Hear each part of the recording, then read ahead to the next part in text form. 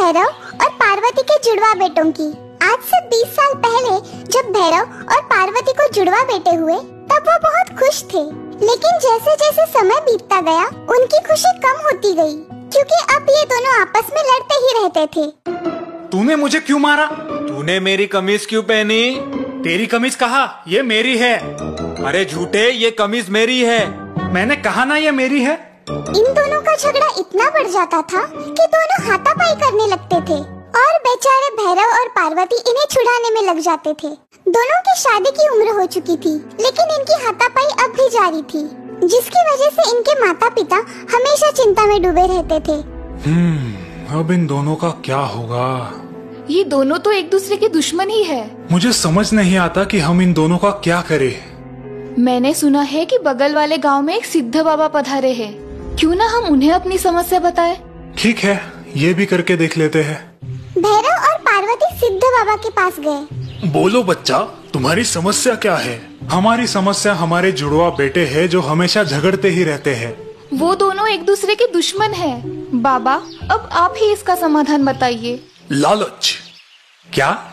तुम्हारे बेटों को साथ लाने का मार्ग है लालच। ये लो, ये एक जादुई मनका है। ये तुम्हारे बेटों की सारी इच्छाएं पूरी करेगा, लेकिन तभी जब वो साथ में इससे कुछ मांगेंगे। मुझे यकीन है कि अपनी इच्छा पूर्ति के लिए वो जरूर साथ आएंगे। उन दोनों ने वो मनका अपने जुड़वा बेटों को दे दिया। ये सिद्ध बाबा का मनका है, इच्छा पूर्ति मनका। लेकिन इस मनके से इच्छा पूर्ति करने की एक शर्त है। तुम दोनों को जो भी चीज मांगनी होगी वो एक साथ ही मांगनी होगी। मनका पाकर दोनों भाई बहुत खुश थे। पहले एक मोटरसाइकिल मांगते हैं। नहीं, बहुत सारी बकरियां मांगते हैं। मैंने कहा ना मोटरसाइकिल। नहीं, बकरियां। दोनों वापस अपनी अपनी इच्छाओं को लेकर झगड़ने लगे। जल्द ही उन दोनों का झगड़ा हाथापाई में बदल गया। मनका खींचने के चक्कर में वो मनका जमीन पर गिर गया और टूट गया। अरे रे बेवकूफो, ये क्या कर दिया तुमने? तो सिद्ध बाबा के मनके को ही तोड़ दिया। तुम लोग कभी नहीं सुधरोगे। पार्वती और भैरव निराश हो गए। कुछ दिनों बाद पार्वती और भैरव फिर एक बार दोनों भाइयों के झगड़े का समाधान सोचने लगे। मैं क्या कहती हूँ, हमें इन दोनों की शादी करवा देनी चाहिए। मैं भी यही सोच रहा था, लेकिन अगर इनकी पत्नियां इनकी तरह ही निकली तो सोचो क्या होगा। नहीं नहीं, ऐसा कुछ नहीं होगा। मेरी मौसी ने तो बहनों का रिश्ता लाया है। वो दोनों बड़ी ही समझदार है। सिर्फ एक ही समस्या है, वो लोग ज्यादा अमीर नहीं है। मुझे अमीर बहुएं नहीं बल्कि समझदार बहुएं चाहिए। ठीक है, फिर मैं बात चलाती हूँ। 2 महीने बाद एक ही मंडप में शंभू और नैना और रघु और सुनैना की शादी हो गई। दोनों ही बहुएं बहुत ही होनहार थी। दोनों बड़े मिलजुल कर रहती थी। वो मिल बांट कर सारा काम किया करती थी और अच्छे खासे गप्पे भी लड़ाया करती थी। काश हमारे बेटे भी इनकी तरह एक साथ रहते। जरूर ससुर जी, ये जल्द ही होगा। तेरे मुंह में घी शक्कर। लेकिन हम सबको एक नाटक करना होगा। कैसा नाटक? आज से हम दोनों एक दूसरे से झगड़ा करेंगे और तब जाकर उन्हें समझ में आएगा कि वो लोग क्या कर रहे हैं। फिर दोनों बहुओं ने झूठ मूठ का नाटक शुरू कर दिया। वो दोनों सुबह शाम झगड़ती रहती थी। आज तो उस सुनैना की अच्छी खबर लूंगी। क्यों? अब क्या हुआ? आज सुबह उसने मेरे लिए चाय ही नहीं बनाई। तो तुम बना लो। मैं क्यों बनाऊं? वही बनाएगी। मैं तो उस नैना के बाल ही नोच लूंगी। क्यों? उसने मेरी नई साड़ी ठीक से धोई नहीं। जाने दो, तुम धो लो। नहीं। और वो दोनों फिर से झगड़ने लगी। रोज रोज अपनी बीवियों का क्लेश सुनकर शंभू और रघु तंग आ चुके थे। बस करो, रुक जाओ दोनों। जब देखो कुत्ते बिल्लियों की तरह लड़ती रहती हो। अगर आज के बाद तुम दोनों लड़ी तो हमसे बुरा कोई नहीं होगा। भैरव तालियां बजाने लगा। ये तुम लोग बोल रहे हो जो जीवन भर एक दूसरे के खून के प्यासे थे। इन दोनों ने ये सब तुमसे ही सीखा है। सीख उसको देनी चाहिए जो खुद सही हो। और रही बात इन दोनों की, ये दोनों तो नाटक कर रही थी तुम दोनों की आंखों पर चढ़े पर्दे को हटाने के लिए। शंभू और रघु का सिर शर्म से झुक गया। हमें माफ कर दीजिए बाबूजी। हम दोबारा कभी नहीं लड़ेंगे। हमें हमारी गलती समझ आ गई है। भैरव और पार्वती ये सुनकर बहुत खुश हुए। उन्होंने अपनी दोनों बहुओं को आशीर्वाद दिया। ये कहानी भैरव और पार्वती के जुड़वा बेटों की। आज से 20 साल पहले जब भैरव और पार्वती को जुड़वा बेटे हुए तब वो बहुत खुश थे, लेकिन जैसे जैसे समय बीतता गया उनकी खुशी कम होती गई, क्योंकि अब ये दोनों आपस में लड़ते ही रहते थे। तूने मुझे क्यों मारा? तूने मेरी कमीज क्यों पहनी? तेरी कमीज कहा? ये मेरी है। अरे झूठे, ये कमीज मेरी है।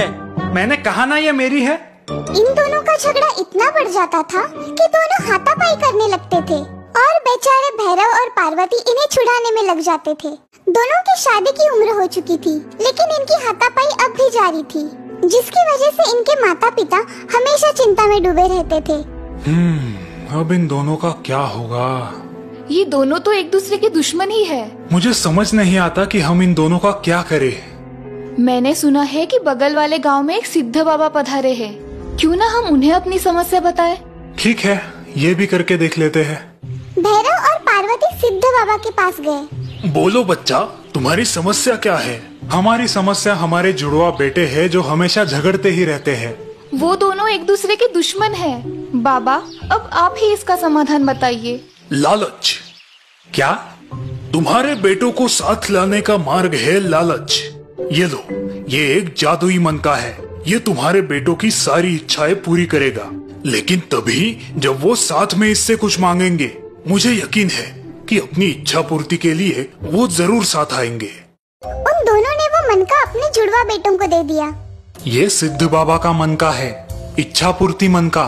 लेकिन इस मनके से इच्छा पूर्ति करने की एक शर्त है। तुम दोनों को जो भी चीज मांगनी होगी वो एक साथ ही मांगनी होगी। मनका पाकर दोनों भाई बहुत खुश थे। पहले एक मोटरसाइकिल मांगते हैं। नहीं, बहुत सारी बकरियां मांगते हैं। मैंने कहा ना मोटरसाइकिल, नहीं बकरियां। दोनों वापस अपनी अपनी इच्छाओं को लेकर झगड़ने लगे। जल्द ही उन दोनों का झगड़ा हाथापाई में बदल गया। मनका खींचने के चक्कर में वो मनका जमीन पर गिर गया और टूट गया। अरे रे बेवकूफो, ये क्या कर दिया तुमने? तो सिद्ध बाबा के मनके को ही तोड़ दिया। तुम लोग कभी नहीं सुधरोगे। पार्वती और भैरव निराश हो गए। कुछ दिनों बाद पार्वती और भैरव फिर एक बार दोनों भाइयों के झगड़े का समाधान सोचने लगे। मैं क्या कहती हूँ, हमें इन दोनों की शादी करवा देनी चाहिए। मैं भी यही सोच रहा था, लेकिन अगर इनकी पत्नियां इनकी तरह ही निकली तो सोचो क्या होगा। नहीं नहीं, ऐसा कुछ नहीं होगा। मेरी मौसी ने तो बहनों का रिश्ता लाया है। वो दोनों बड़ी ही समझदार है। सिर्फ एक ही समस्या है, वो लोग ज्यादा अमीर नहीं है। मुझे अमीर बहुएं नहीं बल्कि समझदार बहुएं चाहिए। ठीक है, फिर मैं बात चलाती हूँ। 2 महीने बाद एक ही मंडप में शंभू और नैना और रघु और सुनैना की शादी हो गई। दोनों ही बहुएं बहुत ही होनहार थी। दोनों बड़े मिलजुल कर रहती थी। वो मिल बांट कर सारा काम किया करती थी और अच्छे खासे गप्पे भी लड़ाया करती थी। काश हमारे बेटे भी इनकी तरह एक साथ रहते। जरूर ससुर जी, ये जल्द ही होगा। तेरे मुंह में घी शक्कर। लेकिन हम सबको एक नाटक करना होगा। कैसा नाटक? आज से हम दोनों एक दूसरे से झगड़ा करेंगे और तब जाकर उन्हें समझ में आएगा कि वो लोग क्या कर रहे हैं। फिर दोनों बहुओं ने झूठ मूठ का नाटक शुरू कर दिया। वो दोनों सुबह शाम झगड़ती रहती थी। आज तो उस सुनैना की अच्छी खबर लूंगी। क्यों? अब क्या हुआ? आज सुबह उसने मेरे लिए चाय ही नहीं बनाई। तो तुम बना लो। मैं क्यों बनाऊं? वही बनाएगी। मैं तो उस नैना के बाल ही नोच लूंगी। क्यों? उसने मेरी नई साड़ी ठीक से धोई नहीं। जाने दो, तुम धो लो। नहीं। और वो दोनों फिर से झगड़ने लगी। रोज रोज अपनी बीवियों का क्लेश सुनकर शंभू और रघु तंग आ चुके थे। बस करो, रुक जाओ दोनों। जब देखो कुत्ते बिल्लियों की तरह लड़ती रहती हो। अगर आज के बाद तुम दोनों लड़ी तो हमसे बुरा कोई नहीं होगा। भैरव तालियां बजाने लगा। ये तुम लोग बोल रहे हो जो जीवन भर एक दूसरे के खून के प्यासे थे? इन दोनों ने ये सब तुमसे ही सीखा है। सीख उसको देनी चाहिए जो खुद सही हो। और रही बात इन दोनों की, ये दोनों तो नाटक कर रही थी तुम दोनों की आंखों पर चढ़े पर्दे को हटाने के लिए। शंभू और रघु का सिर शर्म से झुक गया। हमें माफ कर दीजिए बाबूजी। हम दोबारा कभी नहीं लड़ेंगे। हमें हमारी गलती समझ आ गई है। भैरव और पार्वती ये सुनकर बहुत खुश हुए। उन्होंने अपनी दोनों बहुओं को आशीर्वाद दिया।